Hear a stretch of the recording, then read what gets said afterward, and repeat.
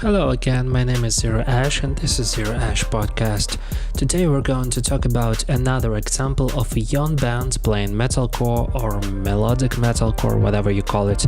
Personally, I heard this guy's music for the first time on one of my live streams on my Russian-speaking YouTube channel, when one of their tracks has been requested for playing on the stream. I gotta admit, I did not expect that I'd like the track simply because of the fact that I'm quite skeptical towards young metalcore bands, their names and titles of their albums, because that's me and that's another problem to discuss. Nonetheless, after listening to this album, I've had another fear. I was afraid that the rest of the tracks would sound as monotonous and as mediocre BS. To be honest, these fears didn't come true, which I'm more than happy about. However, there are still some issues with this album that I'd like to address. So, this time we're reviewing the album of Our Hollow, Our Home, British young band, as far as I know, which I was not aware of at all. Having further dug deeper into YouTube and having checked their statistics, I understood that it was quite unsurprising that I didn't know about their existence at all, because I'm a hype beast that focuses on trendy albums most of the time. Nonetheless, it's not like these guys and their album have something outstanding or something that makes them different from the rest of the bands in the genre from the first glance. These are simple dudes playing metalcore, which is understandable because they're yet to gain sufficient level of popularity for the masses to speak something concrete, about them. Correspondingly, this time we'll be checking them by their results, and the result is their latest album that is titled In Moment / In Memory, which I somewhat like because I appreciate their idea of putting these diagonal slashes in tracks and albums titles. To be honest, this makes the tracks pop up and draws attention, at least for me. Also, I'm more than satisfied with the cover for the album, despite the fact that it reminds me of Jägermeister label, maybe because of the similar crosses and similar drawing style overall.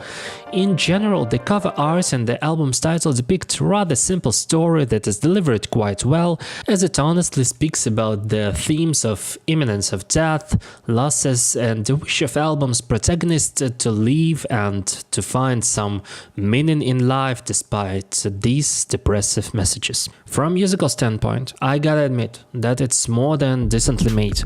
I like the guitar parts that transition from dissonances to low-string grooves that dominate the majority of melodic content. I also appreciate the fact that this album features the guitar parts as their center points in music, despite the fact that the latest releases tend to position their guitar parts as more rhythmic supporters for the vocals, delivering main melodic structures and licks. To be more specific, if taking tracks like In Moment, Disconnect, Love Loss, Wait and Carriage, you'll definitely find at least one really interesting guitar lick or riff that will be memorable and will be present only in this specific track. As for songwriting on this album, it is more traditional, because the drum parts, rhythmic patterns and overall structure of the tracks represent nearly cliché approach to composing metalcore that was actual in the middle of 2000s. Nonetheless, I don't really think that it's that bad for this album, because otherwise this album would be rather hard to associate with metalcore genre. On the contrary, I've got several issues with the vocals on this record. The clean vocals deliver great performances and massively contributes to the melodic content of the album in each and every track. Though, I do not like the fact that it has been pitch corrected and mixed down similar to 90% of metal and alternative music out there. For example, the same vocal sound was present on last Good Charlotte's album.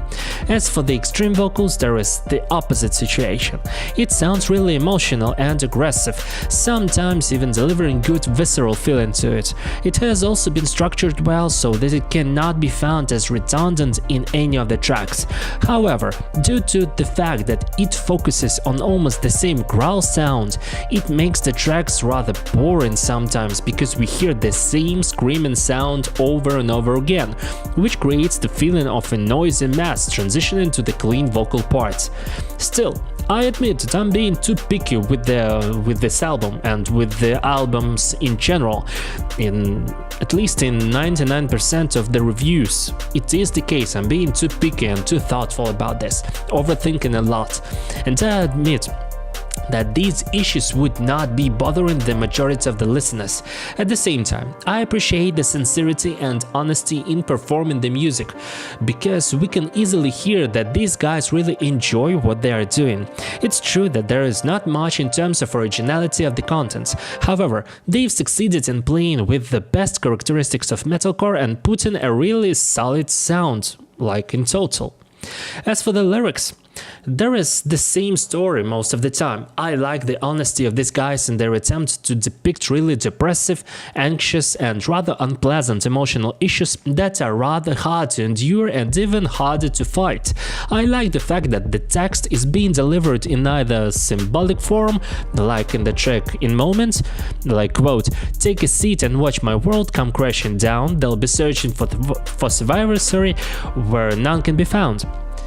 I also like this particular track because a certain portion of the lyrics depicts the feeling of loneliness and anxiety as an airplane crash when a person is led to imminent death, but he can do nothing about it. On the other hand, the lyrics feature sincere stories like it is in Pot and Gift, quote, "Just wait for a sign and the pain in your heart will die, but I can't lie, no, it never leaves, it just gets easier with time."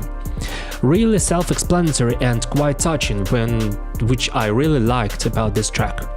All in all, just like I've said in my previous reviews, there is no need to reinvent the wheel in order to compose a great record. In contemporary music there is not much new can be performed and composed. However, a band can at least deliver their own honest sound and sincere messages. Under such conditions, I can care less about quite mediocre screaming parts, in rare cases, auto-tuned vocals and cliché drum parts. Nevertheless, I'd recommend this album for listening if you're looking for really new and fresh metalcore sound. That's why I'd rate it 4 out of 5.